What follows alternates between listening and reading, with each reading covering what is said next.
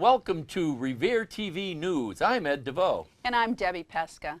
Now, Market Basket is known by all of Massachusetts for the family feud from the past few months. Isn't that right, Ed? Yeah, you bet it is. And Revere has been at the center of that whole controversy with a vacant grocery store sitting in Northgate for over a year. The store was initially scheduled to open a year ago when plans first went into action. Mayor Dan Rizzo has been in contact with Arthur T. DeMoulis, who says they may be able to open the store as early as November 1st. Market Basket estimates to employ over 400 people, and the mayor believes that the store will be a great addition to the Revere community. Mayor Rizzo has also taken initiative to improve and beautify Broadway. This has been in talk since before Rizzo was elected. You can see improvements already taking place outside City Hall with new sidewalks and revamped landscape. More improvements include the renovation of Reardon's on the corner of Beach Street and Broadway, the removal of the old police station on Pleasant Street to create additional parking, replacing light posts down both sides of the street, and updated businesses and storefronts. The funding for this project is coming from state grants and special public and private investments. Park Ave is clearly under construction, but when will it all be done? The James J. Hill is set to be completed and open for next school year in late August 2015. The new school is in line to replace the McKinley Elementary School a few streets over. Groundbreaking for the school took place in March, and it is being built on the land of the former Hill Park softball field. But recreational space for the kids is not only being built on, the renovation of the Harry Della Russo Stadium is happening right next door. The construction can be seen from the street where crews are continuously working, but a completion date is not definitely set. There were talks to get the field done for the annual high school Thanksgiving game, but for now, Revere Patriots will be playing every game away from home. And speaking of new developments throughout the city, Harley-Davidson is coming to Revere. It's a $15 million investment by the company, and it's going where the old Johnny's Foodmaster once stood in Linden Square. Harley-Davidson is taking over all of the buildings in the vacant lot and renovating them with a completely new facade. Revere officials hope that the high-end motorcycle brand will bring a new kind of consumer to the city. The company and Revere hopes that this location will become their most prominent location in the Northeast region. Yeah, and with the opening of Mom's Motorcycle down Broadway, I think Revere is going to become the motorcycle city, yeah? As Revere is making efforts to preserve neighborhoods throughout the city, the Shirley Ave area is doing their part with murals and public activities. We were actually at the Shirley Ave Festival, and here's a little bit of what went on over there. Hello, Revere. My name is Melissa Walsh. I'm the Director of Community Engagement at the Neighborhood Developers, and I'm happy to welcome you to the Celebrate Shirley Community Festival. The Shirley Ave area has such great history, and we're bringing that history back now. Some of you were here not too long ago when we unveiled the mural down at the entranceway to the beach on Shirley Ave. And again, this is another one of the strategies that we've implemented in the revitalization of the Shirley Ave neighborhood. So on behalf of the entire city, the rest of the city that recognizes all the good things going on here down in the Shirley Ave area, I want to congratulate you. I want to ask you to keep up the good work, and we're going to be by your side all the way to make this, like I say, one of the best neighborhoods in the entire city. Have a great day. So much for having UMass Boston Asian American Studies program and the Asian American Student Success program here on Shirley Avenue. This is a place that I have been having relationships with all kinds of people, all kinds of places for a very long time. I actually was working here in the 1990s as an organizer, and now I'm a professor in Asian American Studies. We're here today because our students have been working on oral history projects, family history projects, public art projects here on the Ave for the past few decades, and we actually have some projects here for display. How you doing, guys? My name is Vito. I've been in the community for about 6-7 years now. I'm an established business and also a resident from Revere. I like seeing positive changes in my neighborhood, seeing community come together, everybody support each other. And as a businessman, I try to get everybody involved, and here I am displaying some of my work, some of my cars. I also got some local friends from the city of Boston coming to help and support with their nice vehicles that you see behind us. held their second annual car show. Director of Parks and Recs, Mike Hinojosa, was there to check out all the action.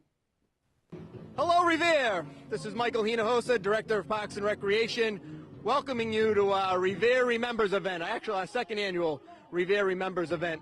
It's a car show that we've put on for the second year. We bring some antique cars down, as you can see behind me, a little barbecue, and more importantly, as you can hear the music playing in the background, we have Victor Lospinato and the Boston Rockabillys down here. So in a few minutes, if you'll join me, we'll walk around, we'll have a few interviews, and check out some of the cars. So come on with me. Me is John Adrian, someone who has really made this event possible for us. He's the president of North Shore Old Car Club, and we have his car right here, but I'd like him to say a few words. Thanks, Mike. First of all, it's a pleasure for the North Shore Old Car Club to be here for the second year in a row for the annual Revere Remembers the 50s and 60s. The North Shore Old Car Club is New England's largest and oldest independent antique auto club. We've been around for 52 years and love doing events like this, so it's a real pleasure to be able to support you and the city of Revere. Well, thank you very much. I mean, again, we've talked quite a few times, and what a turnout we had last year, and this year another great turnout. And can't do it without you. Can't do it without you bringing the cars in. So it's been quite a partnership. So look forward for this to go on for years and years. We've tried a few new things this year, and really what happened, we had a lot of support from local businesses that wanted to come down and be part of our sponsors. So as you can see behind us, we have Revere Car Wash handing out free gifts, free car washes, and Atlas Auto Body has come down and joined us too, and given out key rings and things. So just wanted to say thank you to these two vendors in particularly for coming down and supporting our event. Thank you.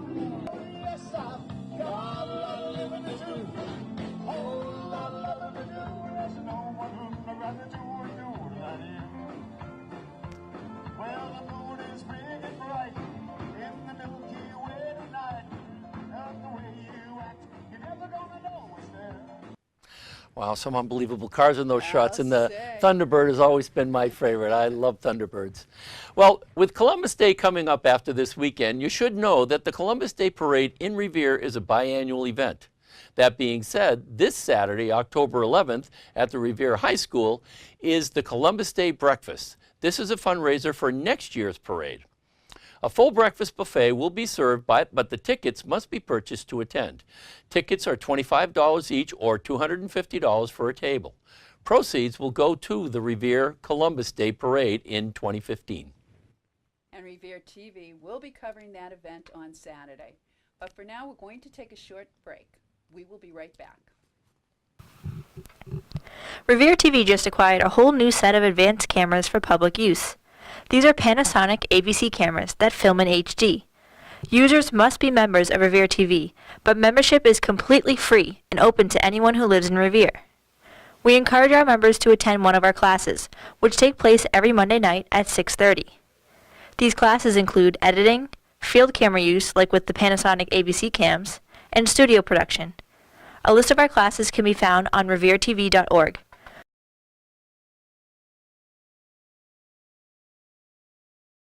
And we're back. Thank you for staying with us. By now we know that the Massachusetts Gaming Commission handed the casino rights to Wynn in Everett. It was an overwhelming 3-1 vote, and now the casino will be built on the former lands of the Monsanto chemical plant. The lands have been closed off for years because of contamination from the plant, but Wynn must restore the property before building. For those who don't know, that is along the Mystic River between Route 16 and 99. This is a $1.2 billion project. Wynn promises to employ 4,000 people when the casino resort is completed, not including the roughly 3,000 needed for construction. And with the loss of the proposed Mohegan Sun plan in Revere, Suffolk Downs declared that the racetrack will be closing. Suffolk Downs made this statement very shortly after the voting results were announced.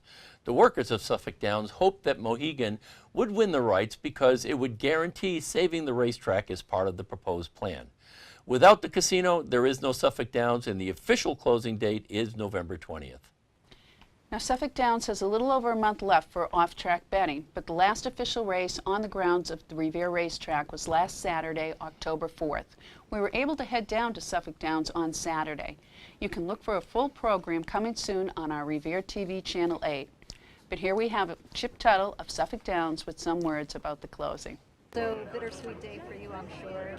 Yeah, it is a little bittersweet. It's very gratifying that so many people have come out. We have a lovely crowd, nice crowd, and all the dining areas are packed, and the parking lot is packed. It feels good. We wanted to give the place the proper send-off, and that's why we moved the closing day from this past Monday till today.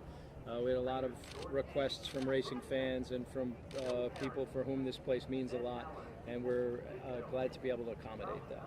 How disappointed are you that it's come to this? Well, it's very disappointing, but we don't want it to sound like sour grapes, right? The Gaming Commission made a decision to award the license to the Wynn project, and I think in the wake of that decision, it was very, very difficult to explain to the people here that the decision was very likely going to put them out of work. I mean, we got 850 people losing jobs as a result of that decision. It got a little more difficult this week with the news and the indictments around the Wynn land deal, and so what was a difficult situation to help the employees and the horsemen appreciate became even more difficult to help them understand and appreciate. I'm not sure I understand it myself, but this is where we're at. The horsemen are trying to come up with this last-minute proposal to save live racing. How hopeful are you in that? Well, we've told the horsemen we will definitely keep an open mind, right? We haven't applied for a racing license ourselves for next year. I think we probably are more mindful than anyone of the economic difficulties, and so if there's $8 million in revenue and $18 million in expenses, that probably holds true whether it's the horsemen or us that are operating the facility. But we have told them we're willing to listen, and they've got some ideas about things they can do legislatively. So we're happy to hear them out. I mean, the history of this place, 1935. You hear all these stories and nostalgia from townspeople. Yeah. Personally, how does it feel for you? You've been here a long time. Yeah, so it's a really tough. It's been a tough couple of weeks. I was first here from '92 to '97. When new ownership reopened the track after it had been closed for a couple of years, and we brought back the Massachusetts Handicap. And I'll always remember Cigar, my favorite racehorse, his 16-race win streak, and the 1995 and 1996 Massachusetts Handicaps were number 8 and number 15 in his 16-race win streak. Okay, you know, I was down there Saturday, and it was really kind of interesting to see the crowds, and we'll see it on the full coverage, the crowds rather, the full coverage that Bob is going to be doing, but it was amazing to see how many people were down there. Everybody wanted to go down and see the last races. Yeah. It's kind of sad. One of the biggest questions Revere residents are asking is what's going to happen to the land where Suffolk Downs stands in the surrounding beach area? Well, we spoke with Mayor Dan Rizzo the other day, and here's a little of what he had to say about that. As far as the future of Suffolk Downs, I've met with ownership at Suffolk Downs on 2 different occasions since that decision. Our desire as a city would be to see those sites master planned. They're very, Wonderland and Suffolk Downs are 2 big parcels that certainly warrant a master plan. They are committed to that, but this is not something that's going to happen overnight.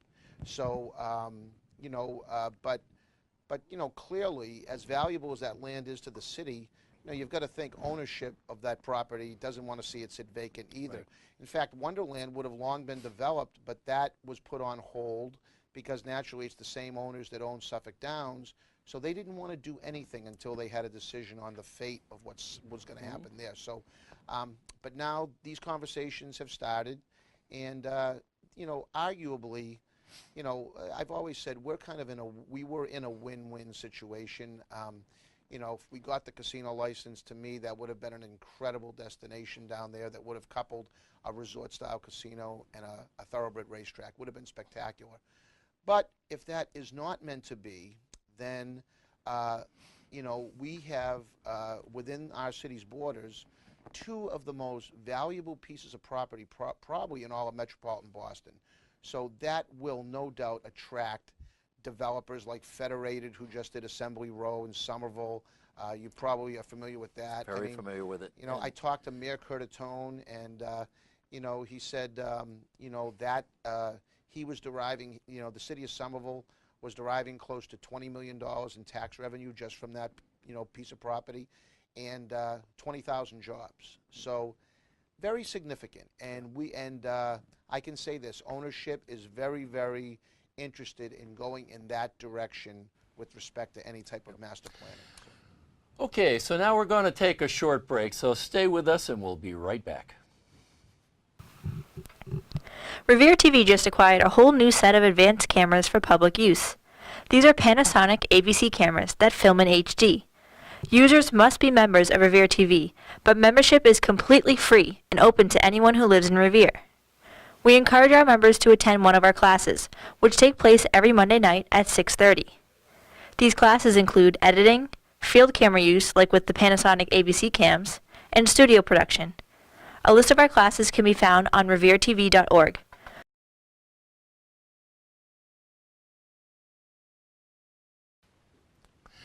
Welcome back.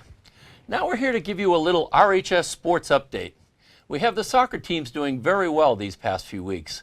The boys with a record of 5-2 so far, and the girls 3-0. Field hockey has had a rough few weeks, but with more losses than wins. But the assistant coach, Paige Lasada, says that they are getting better with time and playing more like a team. Our cross-country teams both took on tri-meets last week. Now, a tri-meet is a race with 3 teams racing at once that counts as 2 meets for each team. Revere got to face off against both Beverly and Lynn English at the same time. The boys pulled off a win against Lynn English but lost to Beverly, while the girls had the same results. And the football team seems to be on a losing streak with their most recent defeat by Danvers this past Thursday. The score was 27-0. They will face Salem this Friday at 7 o'clock. The RHS football games are being covered by Revere TV and can be accessed on Channel 8 and on our Facebook or YouTube page. We end this edition of the news show with a charity event that took place last week. Haymakers for Hope's Bells at the Brawl boxing match at the Royale nightclub in Boston, where 20 competitors literally fought cancer by fighting in the ring to raise money for cancer research. Featured in the last match of the night was Revere's own Nicolette Deveau. 3.5 years ago, Nicolette lost her 4-year-old son Reggie to neuroblastoma, a form of cancer that primarily strikes young children. Since then, Nicolette has worked tirelessly, participating in events to raise money and promote cancer awareness. I was fortunate enough, because she's my niece, to be present at the event last week, so let's take a look at some of the event footage. This is Ed Deveau coming at you from the Royale in Boston, where Revere's own Nicolette Deveau will be going 3 rounds in her fight against cancer for her son, little Reg. Okay, we're standing here tonight with Nicolette Deveau. How did you actually come to this point where you're going to be doing 3 rounds in a ring tonight? One of my friends had fought in the Haymakers for Hope, honoring Reggie, back in early 2011. At that moment, I didn't think that I could ever be able to get in the ring and fight for such a great cause, just because I didn't think that mentally or physically I would be able to withstand being able to get in the ring for 3 rounds. After watching my son battle and go through everything that he went through, after he passed, I said, if he can do that, how can I not get in the ring? And that became my goal. I applied every year from then till now, and I finally got accepted to fight, and it's been an incredible journey and an honor that to be able to be part of this and to be able to actually put my all on the line for such a great cause and a great foundation. Okay, we're sitting here in between rounds right now with the parents of Nicolette Deveau, Joe Deveau and Dottie Deveau. You got to tell me, what's going through your mind tonight as you're waiting to see your daughter get in the ring to go 3 rounds? Wow, it's just, can she hold her composure right now? There's so much adrenaline going on. Watching these girls go crazy, throwing their hearts out in the mat. I'm just hoping she can hold her composure and do what she knows how to do. As a mother, Dottie, what are you thinking? I'm afraid to watch right now. I'm afraid to watch her match. And our winner